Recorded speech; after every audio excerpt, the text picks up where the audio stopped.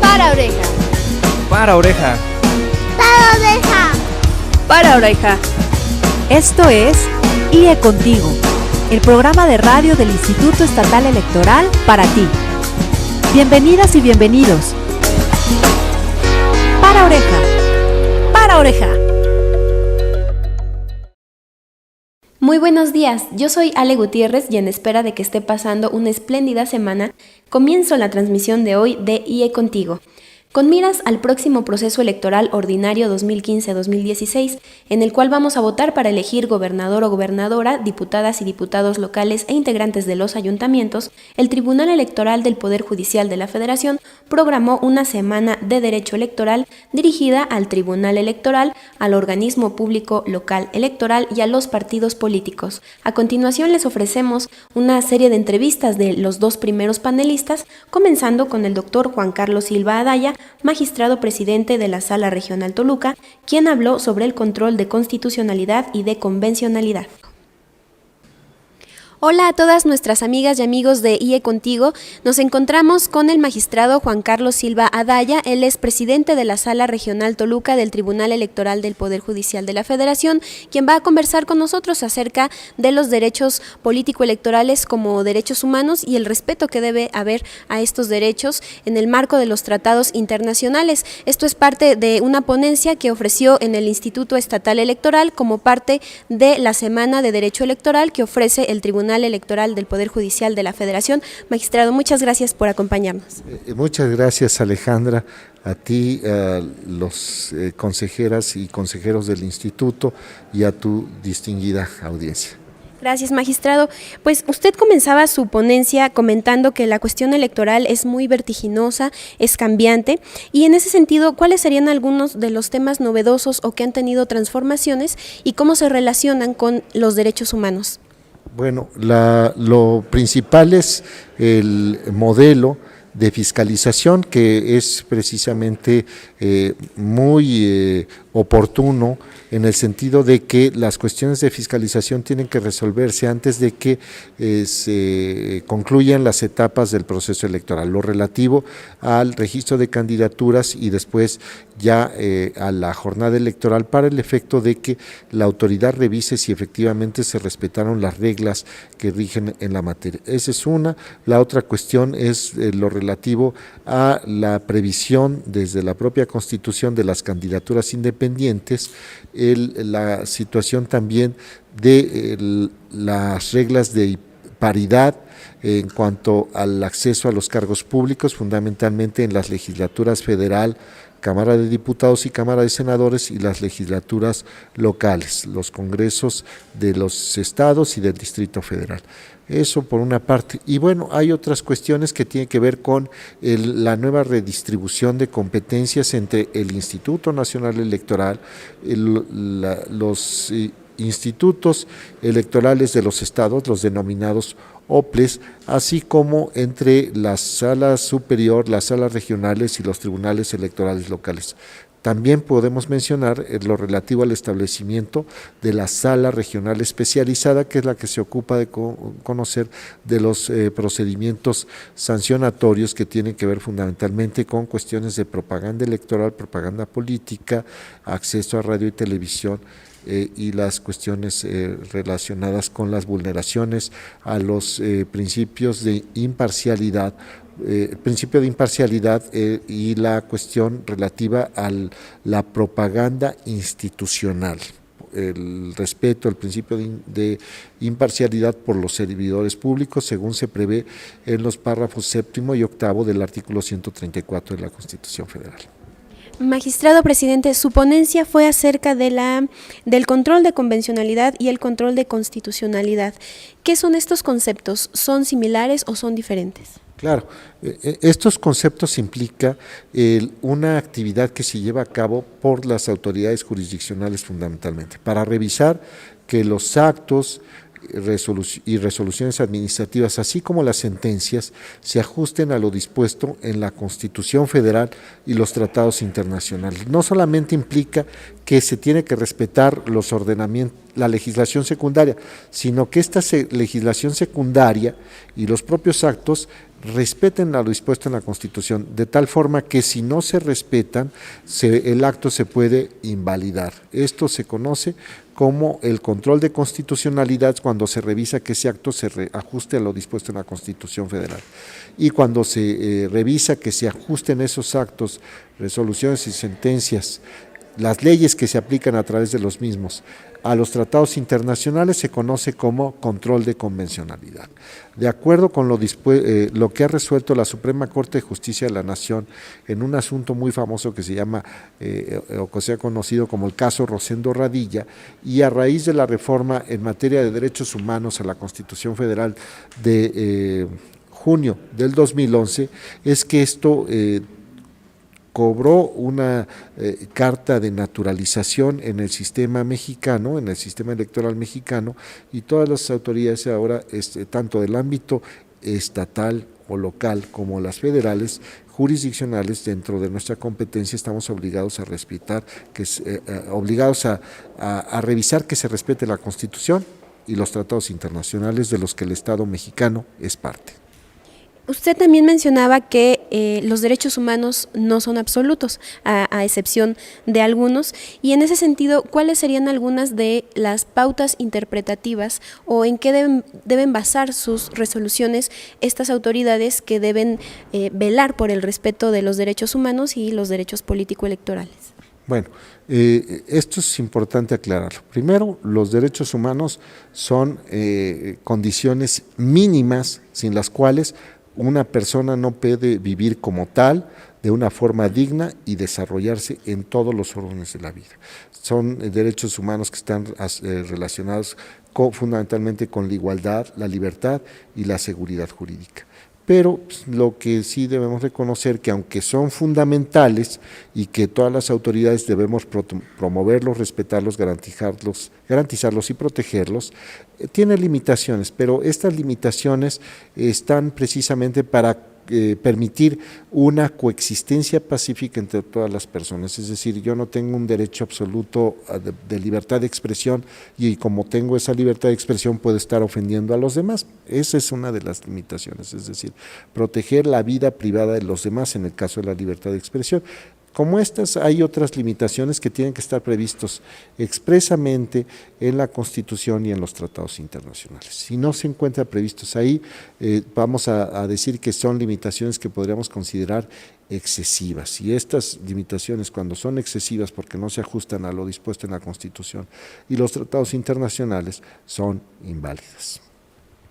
¿Cuál es el rol o los retos a los que están llamados los tribunales electorales, los institutos electorales locales y también los partidos políticos para hacer valer los derechos político-electorales como derechos humanos?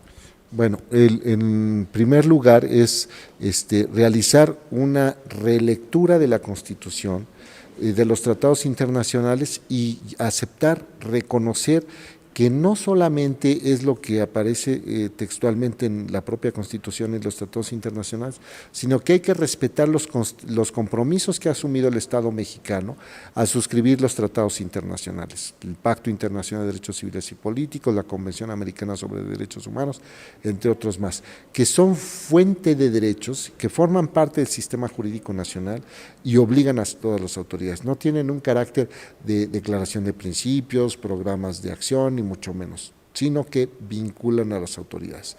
Nosotros tenemos la obligación de protegerlos, respetarlos, garantizarlos, y atendiendo con lo que se conoce como un criterio pro persona, siempre favoreciendo al ejercicio de esos derechos y entendiendo que las limitaciones tienen que realizarse de una forma muy puntual y una interpretación estricta. No se puede emplear una limitación más allá de lo que aparece en la Constitución Federal ni en los tratados internacionales. Entonces nosotros también tenemos que asumirnos como promotores y defensores de esos derechos humanos que tienen que ver con la materia político-electoral, acceso al cargo, el derecho de ser votado y votar, el derecho de ocupar puestos públicos, el derecho de asociarse y los derechos periféricos, la libertad de expresión, de reunión, de asociación, entre otros más.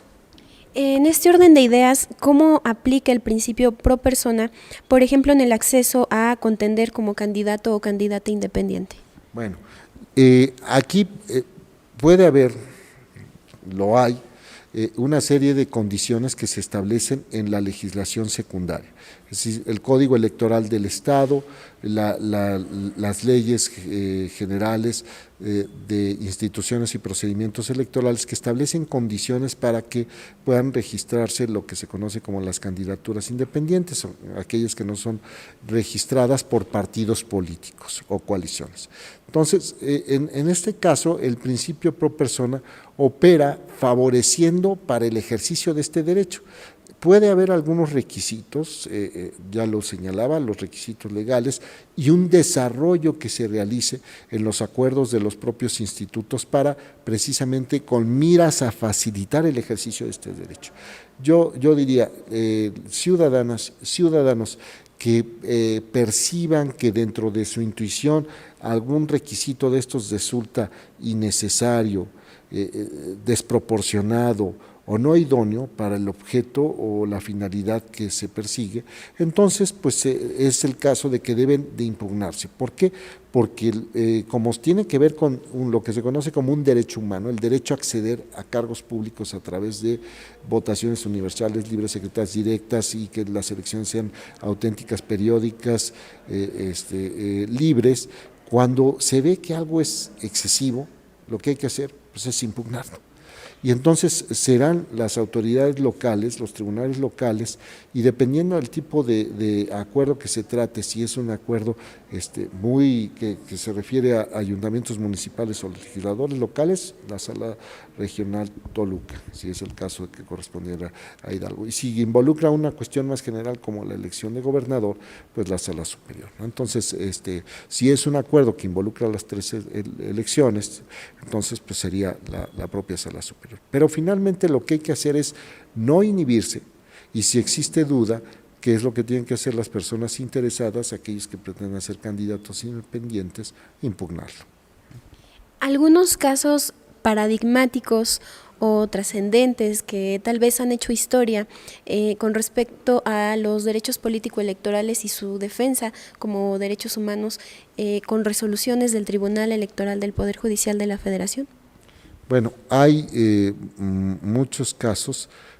Hace un momento, cuando te referías, por ejemplo, a las cuestiones novedosas, pues debimos mencionar también la situación de la paridad de género.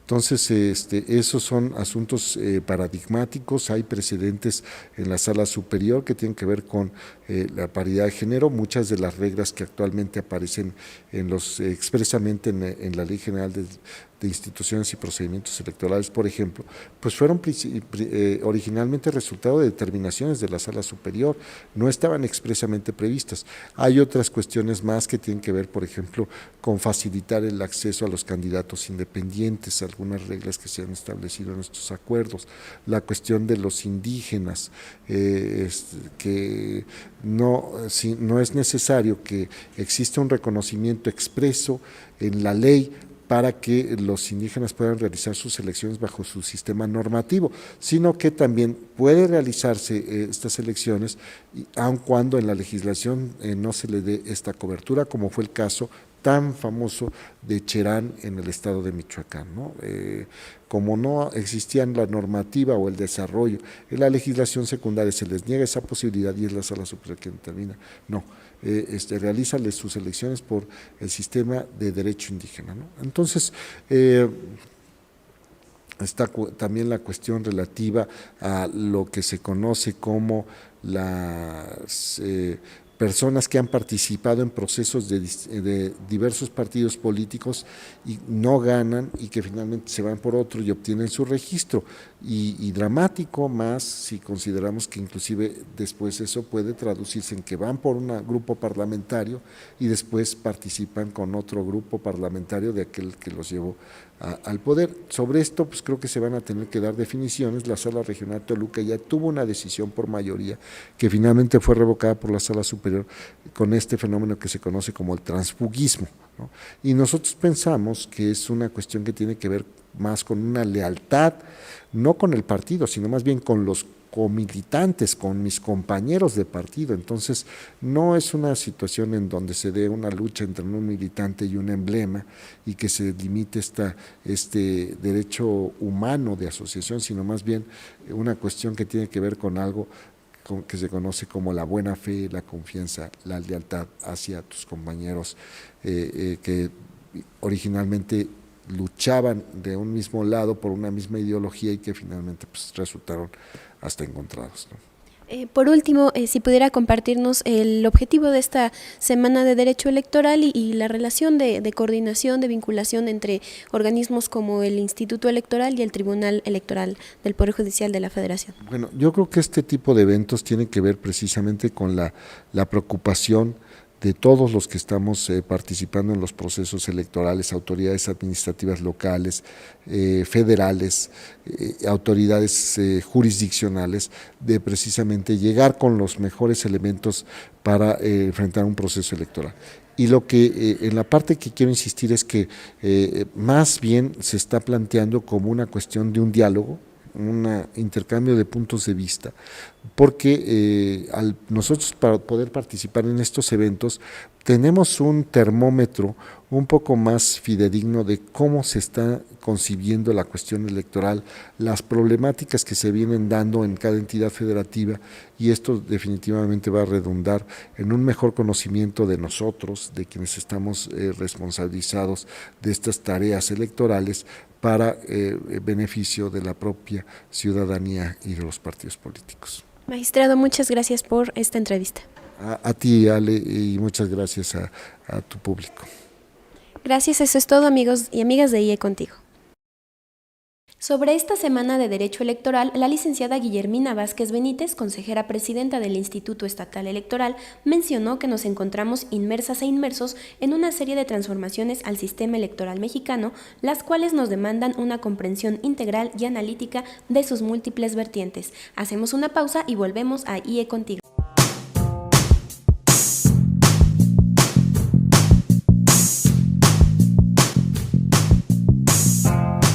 Qué bueno que sigues escuchándonos en IE Contigo. Síguenos en Facebook y en Twitter con el hashtag #ParaOreja. Somos IEEH Contigo. No te vayas, regresamos.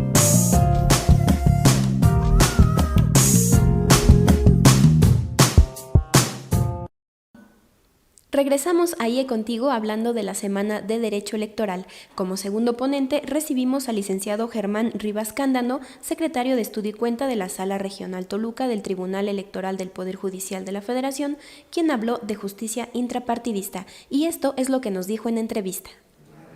En el segundo día de la Semana de Derecho Electoral, el licenciado Germán Rivas Cándano impartió el tema de la justicia intrapartidista y se encuentra con nosotros para hablarnos de este tema que expuso. Licenciado, muchas gracias por esta entrevista. No, gracias a ti, Alejandra, encantado y un gusto y un honor para mí estar con ustedes platicando de este tema. Gracias. Platíquenos, por favor, ¿por qué mencionaba usted en su ponencia que los partidos políticos son entidades de interés público? Bueno, esta característica que la propia Constitución y la ley le otorga a los partidos políticos deriva de su situación frente al ordenamiento jurídico, es decir, se les dota de financiamiento público, están regulados por parte en la Constitución y en la legislación y aunque están compuestos por ciudadanos, sus conductas y su actuación está vigilada por el Estado, ¿no? Entonces, es por eso que son entidades de interés público. ¿Qué podemos entender por justicia intrapartidista?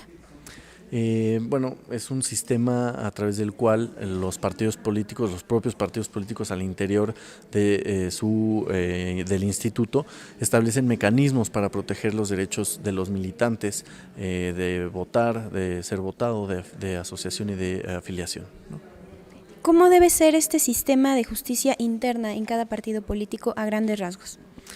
La ley, tanto la Constitución Política de los Estados Unidos Mexicanos como la Ley General de Partidos Políticos establecen ciertos parámetros o requisitos que deben de cumplir o que debe de cumplir esta justicia intrapartidaria. Debe de ser impartida por un solo órgano de decisión debe de ser también una sola instancia, debe ser a través de procedimientos expeditos, una justicia pronta y siempre ponderando los principios de autodeterminación y autoorganización de los partidos en función con el ejercicio de los derechos de los militantes.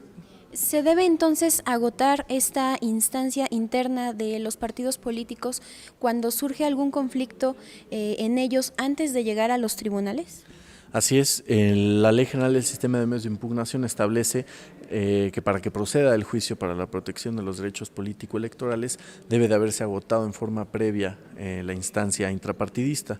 A este principio existe una excepción, que es la figura del per saltum, que se exceptúa precisamente agotar la instancia intrapartidista cuando puede haber una merma en los derechos político-electorales, puede haber una afectación en forma irreparable, o cuando el medio de impugnación intrapartidista es ineficaz, entonces se permite acudir directamente a la instancia federal. ¿Cómo aplica el control de la constitucionalidad y de la convencionalidad a la justicia intrapartidista?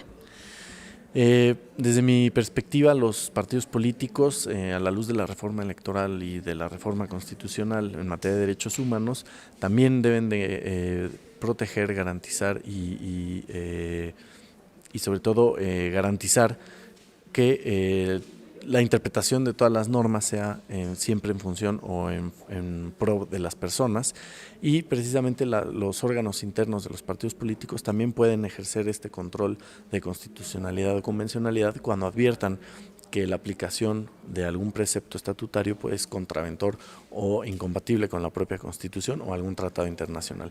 Desde mi perspectiva, el órgano jurisdiccional debe de realizar esta inaplicación o invalidez de la norma. Licenciado Germán, cuando surge alguna controversia o un conflicto en los partidos políticos en sus asuntos internos, se debe ponderar, usted mencionaba, el carácter de entidad pública, es decir, que si bien son asuntos internos, pues es algo que interesa a la población, pero también considerando que ellos tienen libertad de decisión interna y también el derecho de autoorganización. ¿Cómo entonces se toman estas decisiones, estas resoluciones cuando llegan a los tribunales? Bueno, es una pregunta un poco complicada porque atendiendo a cada caso en concreto es que se hace este ejercicio de ponderación. Se pone en una balanza qué es lo que debe de pesar más, si la libre autodeterminación del partido o la libre autoorganización o el derecho a afiliación por parte de los afiliados o la paridad de género, por ejemplo, ¿no? Entonces, atendiendo al caso y a través de un ejercicio de ponderación, un test de proporcionalidad, es que se puede llegar a la conclusión de cuál es el que se debe de privilegiar en el caso concreto.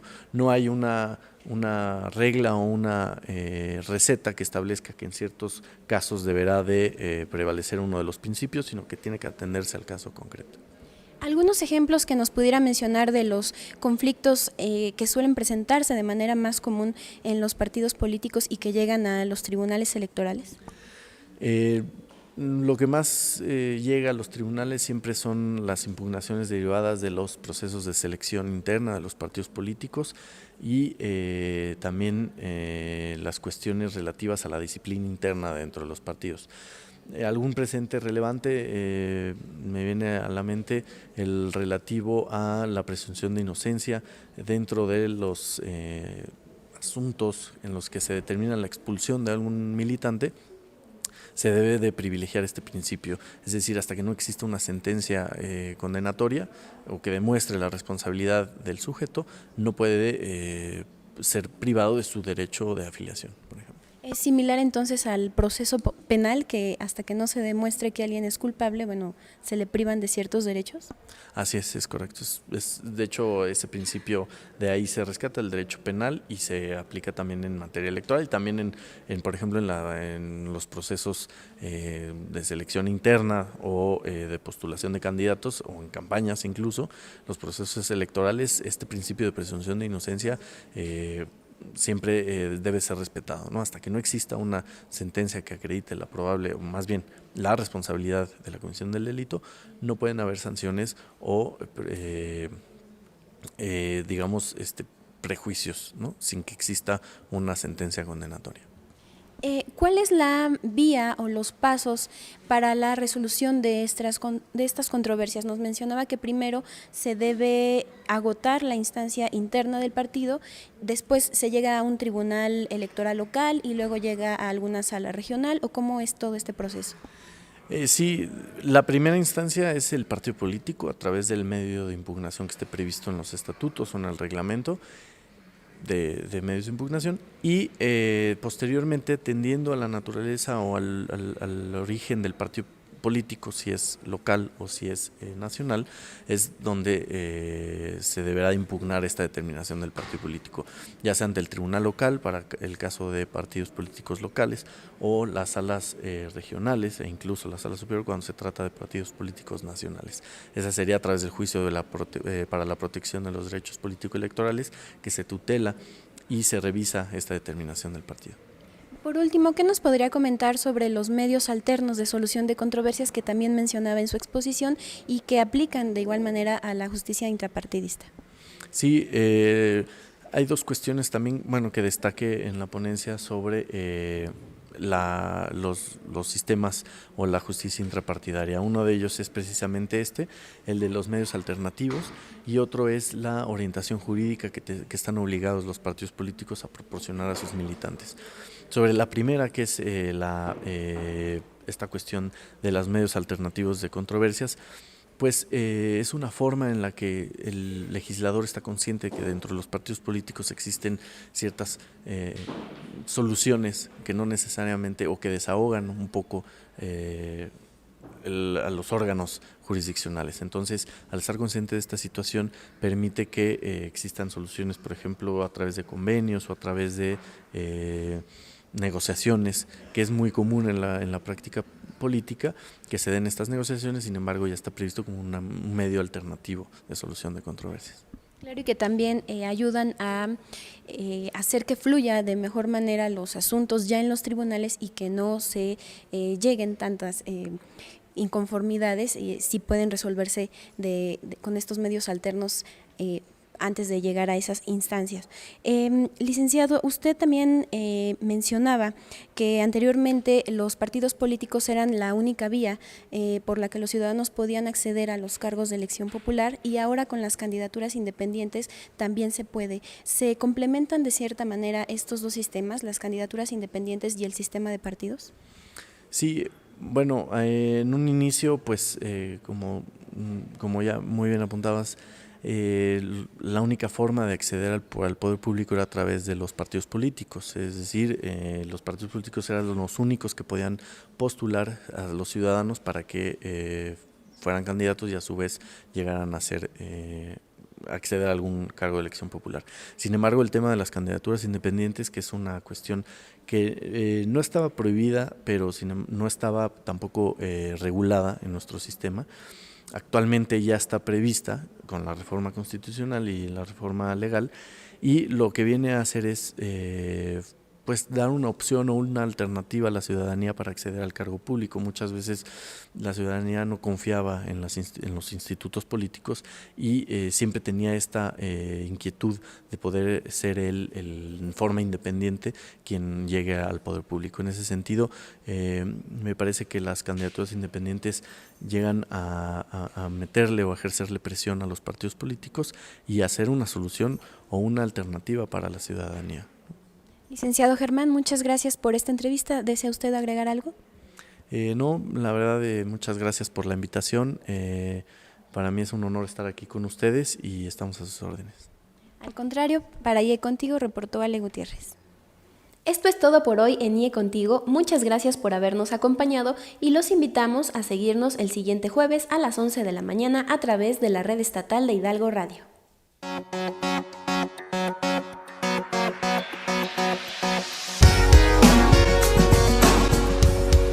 Por hoy ha sido todo.